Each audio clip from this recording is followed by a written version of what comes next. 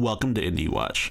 We here are determining whether or not games are worth your time, but more importantly, whether or not they're worth my time. And this is a zany high-stakes board game. 100% オレンジジュース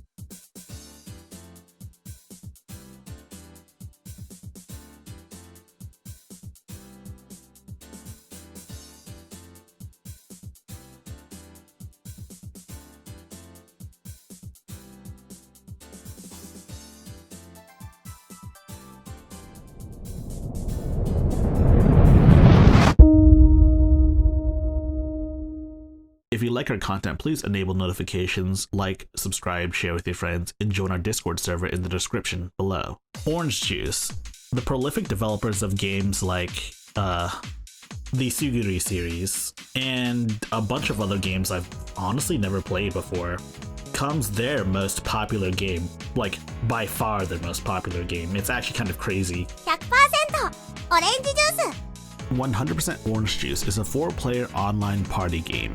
You traverse a game board, you engage in combat with NPCs as well as your fellow players, you win battles, collect stars, and hopefully you fulfill the requirements to win. And these requirements, called normas, are your goal. You get to level 5 norma, and then after you collect one more norma after that, you win. It's a simple concept, but there's a lot of nuance to this board game. That is, as long as you acknowledge the one rule, you can never truly defeat RNG. Ultimately, everything in this game is a calculated risk rather than a guarantee. And sometimes, masterfully crafted plans will backfire, sometimes in spectacular fashion. So RNG is a very important factor in this game, but what you bring to the board game is also important. Some characters have passive abilities and some have different stats, but all characters have a unique hyper card, which brings us to our next topic, cards.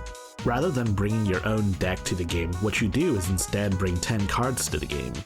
And with 4 players, that means there'll be 40 cards in the central deck from which everyone draws. So you're not guaranteed to get your own cards, and you may be getting other people's cards. In fact, you're probably more likely to get other people's cards than you are your own cards. It makes for an interesting dynamic where you can't always create synergistic decks because you're not guaranteed to get what you want. And in some extreme cases, your opponents could instead get your synergistic cards, meaning you don't really have a game plan. Or you could create a deck full of just fillers that prevent your opponents from getting their win cons immediately. This solution solves the net decking solution that every online multiplayer card game has had since the beginning. No longer can you just rely on some pro player's deck to carry you throughout online matches, and no longer are cards the only way to play the game. Not included in your deck are hyper cards, which are intrinsically tied to your character rather than, your deck.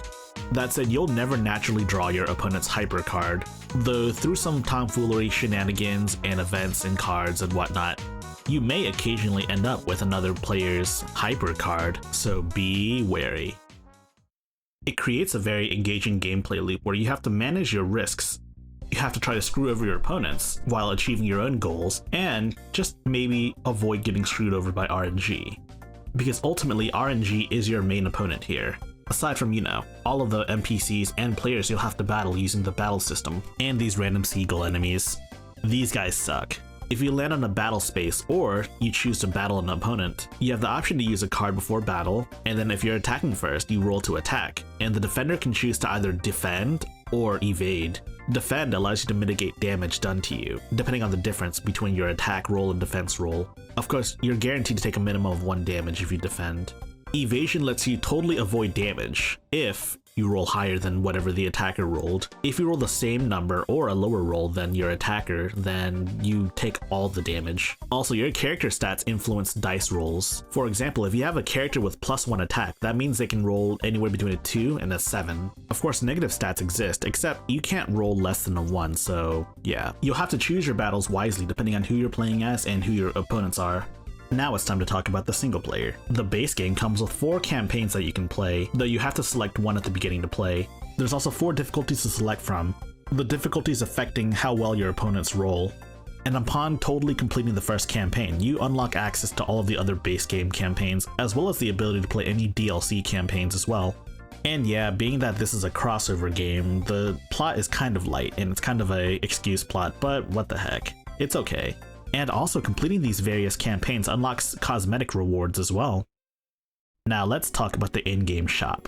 The in-game shop allows you to purchase card packs and all sorts of cosmetics, all free of charge. You can purchase hair colors, you can purchase clothing colors, you can purchase accessories for your characters, you can purchase home posts and dice, you can even try your luck unlocking a pet, all free of charge. Heck, there's no real microtransactions for these cosmetics. And in fact, some of these accessories and hair colors and whatnot have to be unlocked in-game, and some of them are locked behind doing hard content in the campaign modes. That said, quite a few characters are what I consider double unlocks, in which you have to complete an objective or, beat the game or something like that, and then you unlock the ability to purchase them in the shop with stars.